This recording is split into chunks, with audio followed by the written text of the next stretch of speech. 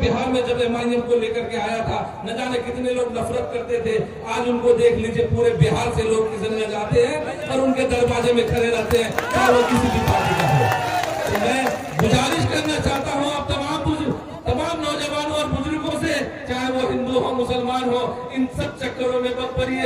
ये फिरका परस्त पार्टियां जो सोकॉल अपने आप को कहलाता है कि मैं सिर्फ और सिर्फ एक मुसलमानों की पार्टी है, तो ऐसे पार्टियों से दूर रहिए जो लोग कहते हैं कि सेकुलरिज्म का जो झंडा लेके चलते हैं और सेकुलरिज्म कहीं से दिखता नहीं।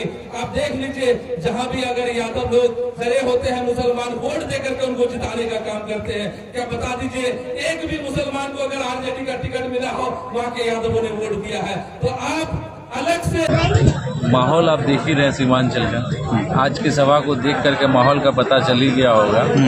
ठीक है, जिधर 10 भाई लोग रहेंगे उधर ही चलिए। दूसरी तरफ जाने का मतलब है कि अपने आप को बेइज्जत करना। इसीलिए हम यहाँ के अवामों के साथ हैं। जहाँ 70% लोग जिधर हैं, मैं भी उधर।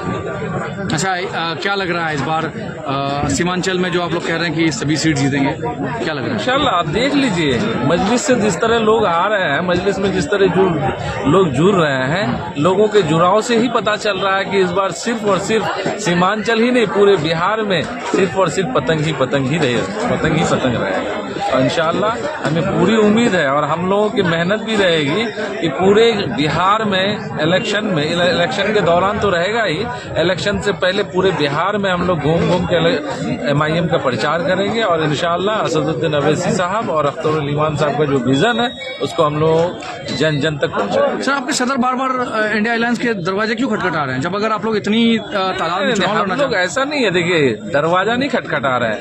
एक्चुअली हम लोग उनके कानों तक ये बात पहुंचा रहे हैं कि आप जो इलेक्शन के बाद रोना रोते हैं कि फला के वजह से फला जीत गया, फला के वजह से फला की सरकार बन गई, इसीलिए हम कह रहे हैं कि कल को रोना मत रोइएगा कि एमआईएम के वजह से हमें हार मिल रही है। क्योंकि एमआईएम को बदनाम आप कब तक करते रहिएगा? जब एमआईएम आप पहले बोले, जब एक लेटर आया तो आप बोले कि हमें कोई ऐसा लेटर नहीं मिला, तो फिर हम ढोल नगारों के साथ आपके दरवाजे में गए कि भाई हो सकता है कि आपको आवाज नहीं सुनाई दिया हो, इसीलिए आपको जो है हम ढोल नगारों के साथ बजा करके सुनाते हैं कि हम आए हैं आपके दरवाजे में, आप गठबंधन में ले लीजिए, वरना आपके एमआईएम का पोल खुल जाएगा।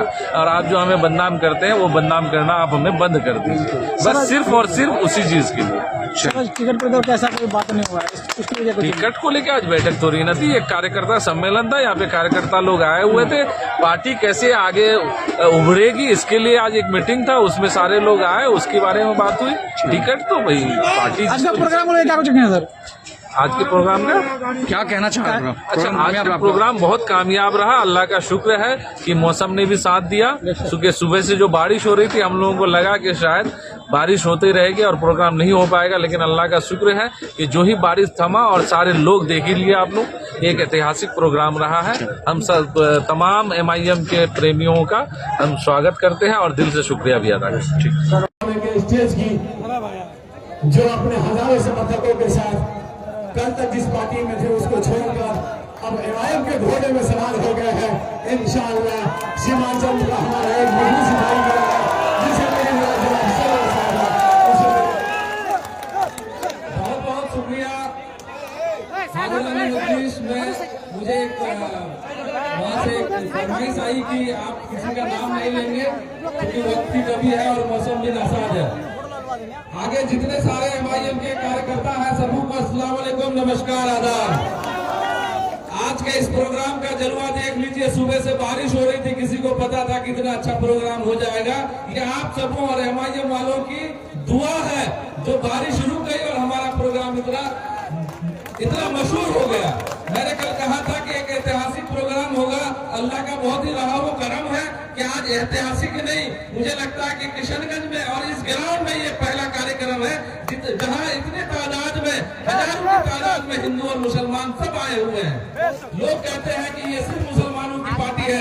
मैं उन लोगों से कहूंगा कि यहाँ पे देख लीजिए, हाथ उठाइए कितने हिंदू हैं, देख लीजिए पत्रकार लोग, कितने सारे हिंदू लोग आए हुए हैं। हम मुसलमानों की पार्टी नहीं, हम पिछड़ों की पार्टी है, हम ओबीसी की पार्टी है, माइनॉरिटी की पार्टी है। माइनॉरिटी क्या सिर्फ मुसलमान है? माइनॉरिटी सिर्फ मुसलमान नहीं है। मुसलमानों के नाम पर माइनॉरिटी को कहते हैं कि सिर्फ मुसलमानों के लिए हक मांगा जाता है, ऐसा नहीं है। अब हम लोग एक साथ हैं।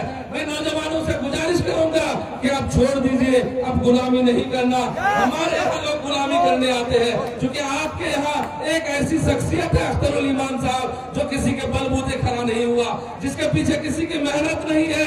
उनके वो ऐसे शख्सियत है कि पूरे बिहार में जब एमआईएम को लेकर के आया था, न जाने कितने लोग नफरत करते थे। आज उनको देख लीजिए, पूरे बिहार से लोग किचन में जाते हैं और उनके दरवाजे में खड़े रहते हैं, चाहे वो किसी भी पार्टी का हो। तो मैं गुजारिश करना चाहता हूँ आप तमाम नौजवानों और बुजुर्गों से, चाहे वो हिंदू हो मुसलमान हो, इन सब चक्करों में मत पड़िए। ये फिरका परस्त पार्टियां जो सोकॉल अपने आप को कहलाता है कि मैं सिर्फ और सिर्फ एक मुसलमानों की पार्टी है, तो ऐसे पार्टियों से दूर रहिए जो लोग कहते हैं कि सेकुलरिज्म का जो झंडा लेके चलते हैं, और सेकुलरिज्म कहीं से दिखता नहीं। आप देख लीजिए, जहां भी अगर यादव लोग खड़े होते हैं, मुसलमान वोट देकर के उनको जिताने का काम करते हैं। क्या बता दीजिए, एक भी मुसलमान को अगर आरजेडी का टिकट मिला हो, वहां के यादवों ने वोट दिया है। तो आप अलग से